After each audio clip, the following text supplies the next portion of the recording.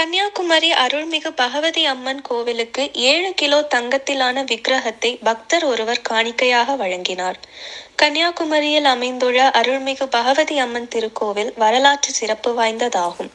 தினமும் ஆயிரக்கணக்கான பக்தர்கள் இக்கோவிலுக்கு வந்து குமரி அம்மனை வழிபடுவார்கள்.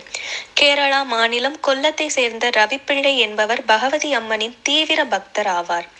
அவர் 6.8 கிலோ தடையுள்ள தங்கத்திலான பகவதி அம்மனின் விக்கிரகத்தை செய்து கோவிலுக்கு காணிக்கையாக வழங்கினார்.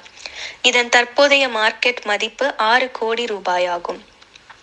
இதற்கான நிகழ்ச்சி கன்னியாகுமரி பகவதி அம்மன் கோவிலில் நடைபெற்றது.